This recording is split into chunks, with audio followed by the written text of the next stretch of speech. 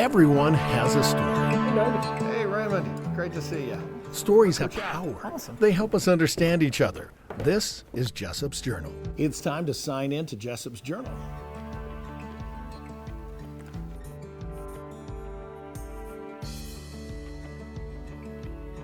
In this episode of Jessop's Journal, I've got Raymond Crane. Raymond, thanks for coming on today. Thank you, Doug. So, full disclosure, Raymond is my custom hatter. Okay, and you know, one of the things that you and I've talked about over the years, Raymond, is that to wear a hat, you kind of have to have a little character. Yeah, definitely. So, you know, so There's a story behind each hat, I'm sure. oh, well, then we're going to find out a couple of stories about some of your hats. You know, for example, okay, so this hat, all my hats are named. Okay, this hat is the Trail Boss. Got the big turkey feather, the whole shebangy. But, you know, I wanted to have some fun with this one, and it means stuff to me. But there's a hat right here. Mm-hmm. That's not my hat. Yeah, that's actually my first hat that I was ever given. That was my grandfather. He would like to, take us all out fishing. And so, he took me out on just me and him, and we went fishing back in the river behind his cabin, and he bought me that hat in Mackay, Idaho. Really? So, that was my first hat. It's a little worn right now. I mean, as far as the band's all ripped off, and it doesn't keep its shape. It's just, just a cheap wool hat, but, that's what he gave me, so I love it and keep it. So how in the world did you become a hatter? Oh, that's kind of interesting but long story. Okay, well, let's try to abbreviate it a little bit. Yeah. So my what's interesting is that my grandma, who she's an artist, and she would draw. She was in music as well, and so was my mother, and so they. That was just something that was just given to me as well. I just loved art. I loved drawing. I draw horses and things like that when I was younger. I actually, when I was, about 14, I actually went into a part of the Boy Scouts, which was, we would learn about the Native American culture. And so I made actually a couple of these things right here. Oh, wow, cool. Like a Native American shield and some beadwork, and I'd actually dance in powwows, and so I always kind of had that love for the art. Even though I went to school in business, and a lot of people think, oh, you're in business, why didn't you go into art? Well, that was another strength of mine coming from another part of my family, but now I get to mesh those two together, and so I love being a hatter and also the businessman part of it. Who believed in you before you believed in you? My grandpa was really hardworking. He had a farm. He ended up losing it and went in bankruptcy. But then after that, he got another farm, and then he created an orchard. And so he had 10,000 trees of apples, and then 200 of peaches. And so every summer we'd go out and fall, we'd help him harvest. Right. And then we'd work with him, but he's a tough cookie. I mean, he was from World War. He served in World War II, and so he was that kind of man, just really rough and tough. And hey, you get it right and do it right, and you'll be happy. My dad, he would also, teach me when I was younger to work hard.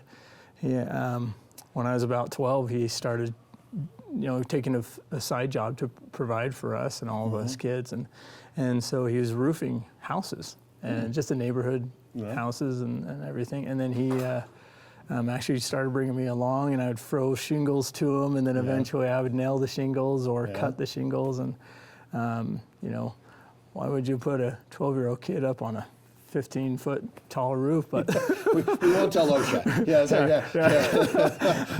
But looking back on that, I really appreciated it. I mean, it was a lot of hard work. He taught me to push through the hard times when actually, like, you're tired, you're sweating, it's hot, or it's cold, but you push through it, get the job done that you need to get done. And so I really appreciated that from him.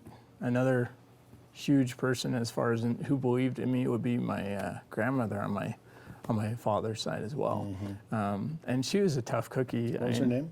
Her name was Birdie Palmer, and the last name Crane for her when she got married to my grandpa. But she was a softball player. Really? Yeah.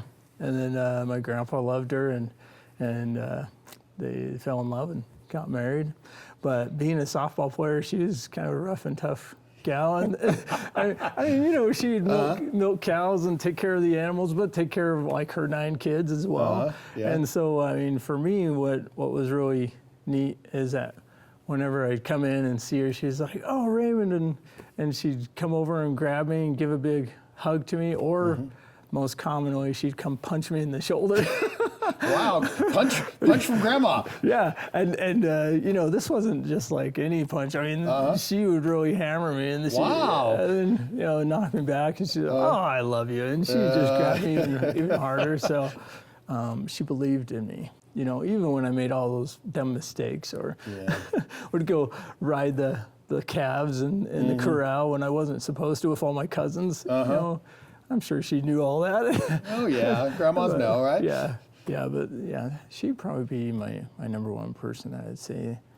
You know, we all have things that kind of give us perspective on life. So what are some of the things that you've had to push through? You know, just recently for me, and you know, I actually had a stroke. I mean, I turned 40 a couple of months ago, and you wouldn't expect that from me. That's not that normal for my age, but come to find out, my family has problems with thick blood, and so then I had a blood clot, and that was really tough and really awakening. I went back to got out of the hospital, and then 2 days later I was back in the emergency room. I almost passed away right then and there. So that perspective that I had from that instance, you know, it was just me and my dad who took me to the emergency room, and just, you know, the opportunity to turn to him and tell him, you know, what was most important to me. And that was just 2 things, you know. I love my family and help them to learn the principles of the gospel that would help guide their life. And that was the only 2 things that I asked for. So, you know, but, you know, it really does give a perspective. It tells you, you know, what should I put most of my attention to? How can I change to be better? And then how can I take care of those that are around me and support and lift them up? You know, just like my grandma did, how can I lift up others and help improve their life? That's what's most important now. Yeah, it kind of puts a punctuation point on life, doesn't it? Mm-hmm. Definitely. The hat you are wearing, you made that hat. Yep. When your great-great-grandkids see this hat, when we're long and gone, what do you want them to know about Raymond Crane? My first hat that I ever did, you know, only took me about a half an hour to design. I mean, it was really fast. I was like, oh yeah, that sounds great. This one took me 2.5 months to design. Really? And I'd sit back and look at it and say, you know, what is it that I want for me? What's my favorite color? What's my, you know, kind of what's everything? And you know, when things didn't make sense, I'd, you know, put it off for a while and then come back, and then, you know, be creative, you know, be patient, and the right things will come out for you as you put the effort in and you put in the time and effort. Even though you go down the wrong path sometimes, if you'll correct that and with the small little things, you'll be able to find the right way you need to go, and you'll make it. Profound thoughts from Raymond Crane. Thanks for coming on Jessop's Journal. Appreciate it. You betcha. Raymond, thanks again for coming on Jessop's Journal. I want to thank you. We've got some lovely parting gifts from our underwriters, of which you are one of, so thank you very much.